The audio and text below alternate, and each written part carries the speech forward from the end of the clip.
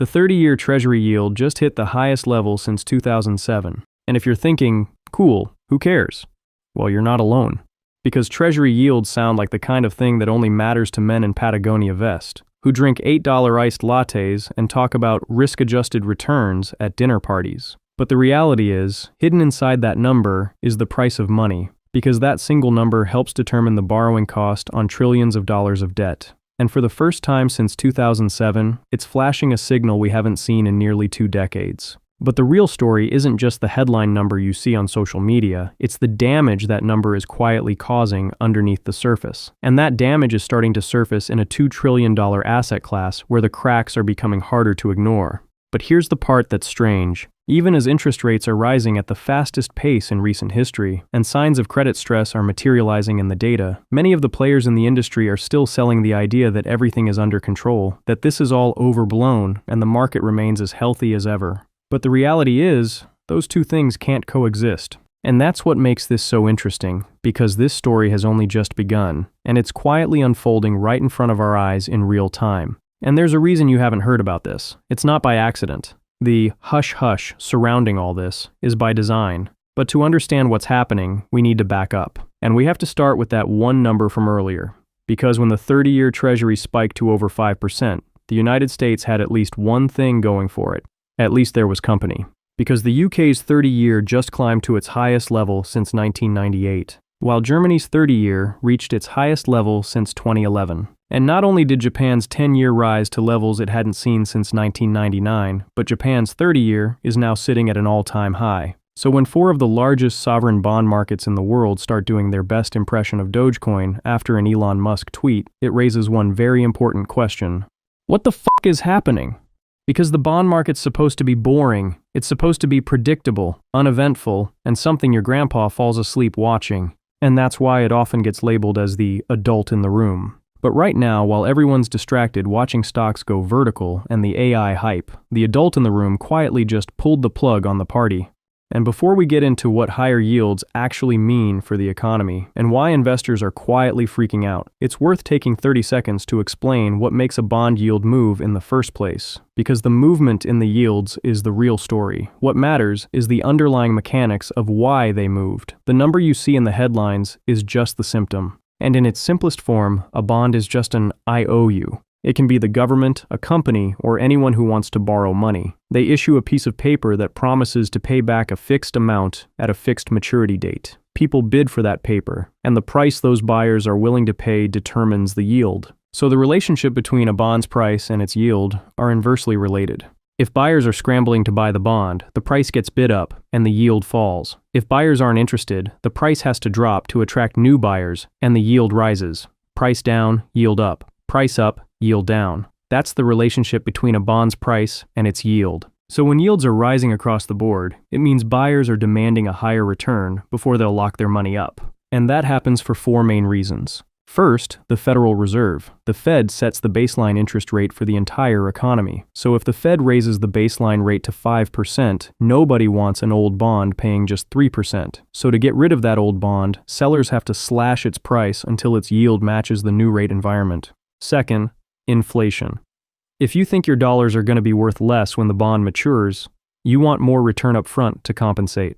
Third, supply. The US has been issuing Costco-sized amounts of new debt every year. At some point, the auction room starts running out of hands willing to go up. So more supply means fewer eager buyers, which leads to prices falling and yields rising. And fourth, demand. Foreign central banks, pension funds, sovereign wealth funds, the institutions that used to reliably show up at Treasury auctions. If they start to doubt that the US can pay back its nearly $40 trillion of debt, well, they start to pull back. And if that happens, the price has to drop until someone is finally willing to walk in.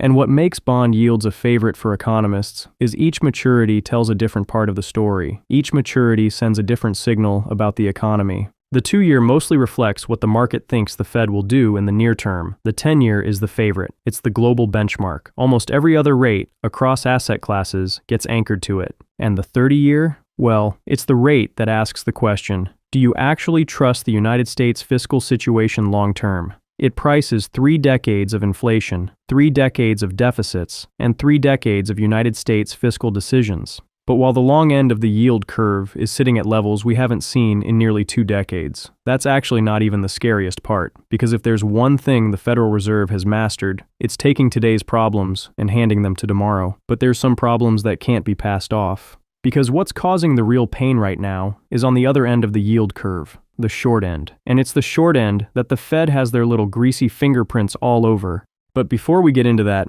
a quick pause, because here's a number that stuck with me. Back in 2008, researchers at UC San Diego found the average American takes in roughly 100,000 words and 34 gigabytes of information every single day. And that was before the first iPad existed. Imagine what that number looks like now. So if you're like me, your Notes app is a graveyard of half-finished thoughts, and your voice memos are ramblings you never replay. Which brings us to the sponsor of today's video, Plod. With the Plod Note Pro, you can transcribe your conversations, calls, and notes into clear summaries and searchable insights. And it's not just for audio either. With Plod's unique multimodal input, you can add text and images too, so the full context lives in one place. So for a video like this one, I can simply ask Plod, what was the relationship between a bond's price and its yield?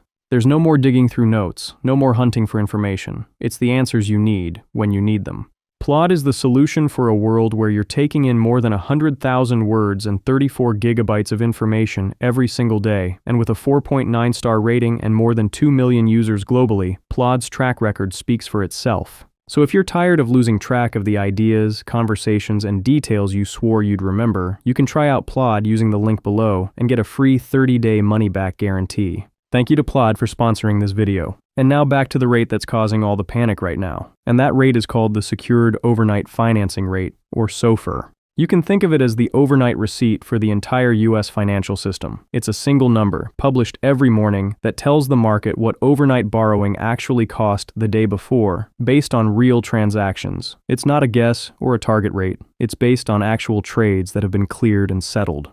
And in early 2022, SOFR was effectively zero. Then the Fed started hiking, and by mid-2023, SOFR was over 5%. And now, even after a year and a half of rate cuts, it's still sitting higher than where we were before the pandemic. And when rates rise this aggressively, there's consequences. Because when most people think about debt, they think fixed rate, like a mortgage. You lock in an interest rate on day one, the rate environment can do whatever it wants afterward, and your payment doesn't change. But there's an entire other category of debt called floating rate, which works the opposite way. A floating rate loan doesn't pick a fixed rate at origination. It picks a benchmark, which is almost always SOFR, and then it adds a spread on top. That spread is the lender's premium for taking on the risk. With floating rate loans, the interest rate on the loan is directly tied to the benchmark it's pegged to. So if SOFR moves, the interest rate on the loan moves too. Meaning if SOFR rises, the borrower's interest on the debt rises. And I think you can see where I'm going with this. This is where the consequences of rapidly rising rates begin to show up. And to see where the impact lands, we need to follow the money a little further downstream, to private credit. Private credit is essentially just private lending. They hit the weird middle market of the credit world. It's loans for companies that are too large for a local small business loan, too small to issue public bonds on Wall Street, or too complex for a traditional bank to feel comfortable underwriting. So these companies are forced to go to private lenders to borrow money, and these private credit loans have two key characteristics that help explain everything that's happening. The first is that these loans almost never trade. These are loans that happen in the dark. There's no public price. Nobody marks it every morning. The loan's value is appraised on a predetermined schedule, usually once a quarter, and we'll get more into why this is so important later.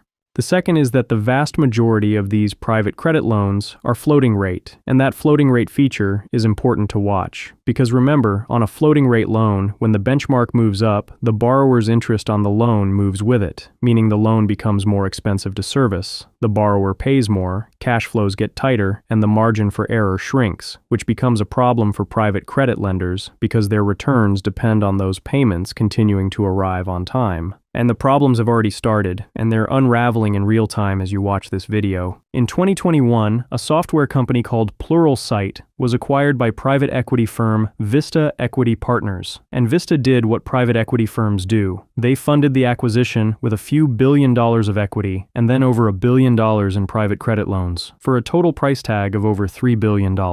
And when a deal like this happens, the acquired company takes on the debt. So Pluralsight's balance sheet went from its own independent structure to suddenly carrying over $1 billion of new debt from private credit. And this debt just happened to be in the form of floating rate loans pegged to SOFR, which was fine, for about 3 years, because while SOFR was still near zero, the math worked.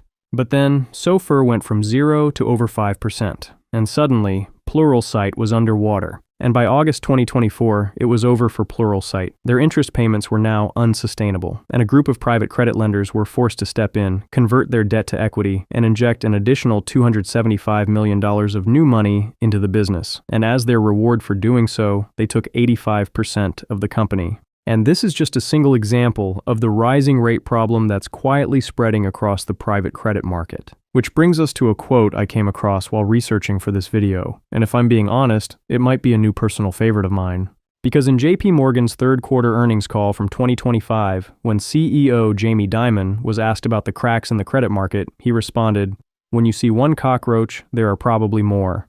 Which is hilarious for so many reasons, but it's also true. And it's also exactly what the data is showing us. Because earlier this year, the Fitch private credit default rate, which tracks more than 1,500 middle market private credit borrowers, hit 6% on its trailing 12-month measure, which is the highest rate recorded since inception. And the reason that number is significant is the scale behind it, because the private credit market has exploded in recent years, up almost tenfold since 2007. And like I mentioned earlier, it's an industry where the foundation is built on these floating rate loans. Which matters because Pluralsight wasn't unique. It was just one borrower in a massive stack, and most of that stack is borrowing off SOFR, just like Pluralsight did, which means nearly all the companies that borrowed from private credit just absorbed the same compounding rate shock as Pluralsight.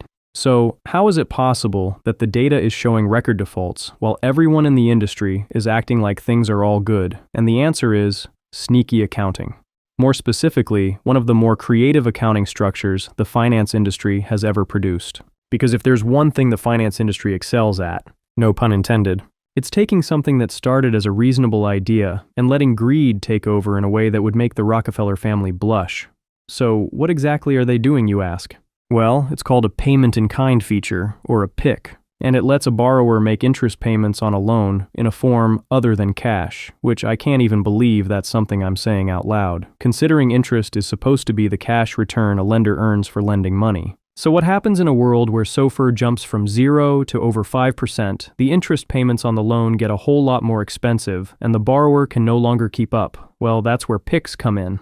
The lender offers the borrower the option to pay in kind instead, which is the polite way of saying the borrower does not pay. The unpaid interest then gets added onto the principal, and the balance owed at maturity grows. Which is funny because normally in finance, when a borrower can't make the cash interest payments on a loan, that's classified as entering into default, and the default is the trigger. It's what lets the lender call the loan, force a restructuring, and start the slow walk toward bankruptcy court. The loan gets stamped as non-performing, and everyone can see the damage. But a PIK feature removes that trigger, because with a PIK, when the borrower can't make the cash payment, the loan flips to be paid in kind, and the interest owed just gets added to the balance instead of being paid with cash. Which means, when there's a PIK, technically speaking, no payments were missed, and nothing defaulted, and the loan is still counted as performing, even when there was actually no cash received. And when the lenders, meaning the private credit funds, enter into these payment-in-kind arrangements, they report the unpaid interest as income, meaning the interest that was never actually paid for in cash is counted as income.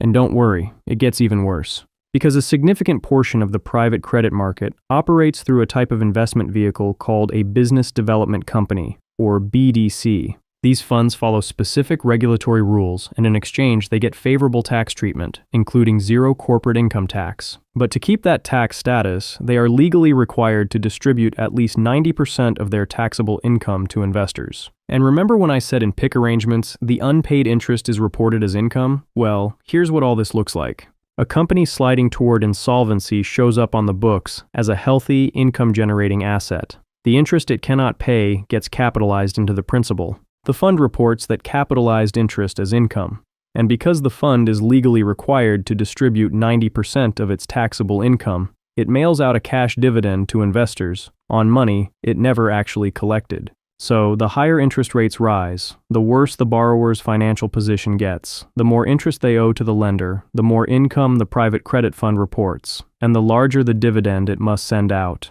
on cash that was never actually collected. And that's the sneaky accounting. And it's been spreading rapidly. Around 11.5% of private credit loans now include PIK features, which is an increase of more than 72% since the end of 2021. And more than half of those were classified as bad PIKs, meaning the PIK feature was not part of the original loan. It was added later, likely after the borrower started struggling. And across the public funds in this asset class, meaning the business development companies, PIKs run on average around 8% of the fund's income. Meaning roughly 8 cents of every dollar these funds report as income is interest nobody actually paid in cash, and there's examples where it's much worse. Like FSKKR, who was running PIKs at more than 14.5% of their total investment income. And their non-accrual loans, meaning loans where borrowers have stopped making payments entirely, reached over 5%. And it's just like Jamie Dimon said on that October earnings call, when you see one cockroach, there are probably more. Because earlier this year, Fitch recorded 11 default events in a single month, nearly double the 2025 monthly average of 5.9. And of those 11 defaults, more than 60% of them involved the introduction of payment-in-kind interest instead of cash interest payments. And there's still one final layer to all this. It's not just about how the income gets reported, it's also about how the loans themselves get valued. Since these loans don't trade on any exchanges and there's no public market price you can just look up, they fall under an accounting label called Level 3, which is the most illiquid and subjective category of asset measurements in financial reporting. It's a label that shows it relies entirely on unobservable inputs and internal models rather than active market data. An MSCI recently found that more than 10% of private credit loans were already marked down by at least 50 cents on the dollar. And that's how a tidal wave has been quietly building in the background, and it's what people are calling the private credit maturity wall. It's a wall of roughly $85 billion in BDC loan maturities coming due between 2026 and 2029, and when that hits, these companies will have to refinance at today's rates. And when all this near-zero debt has to roll at today's rates, someone has to face the consequences. And if you want to watch when this actually hits, and not just read about it afterward, subscribe. Because this story is still in the early innings, and I'll be covering it closely as it unfolds. Because the truth is, you may be able to hide a loss in an accounting line, you can roll unpaid interest into a bigger principal, and you can even call a distressed borrower a performing loan. But the math is still the math, and bad math doesn't just disappear,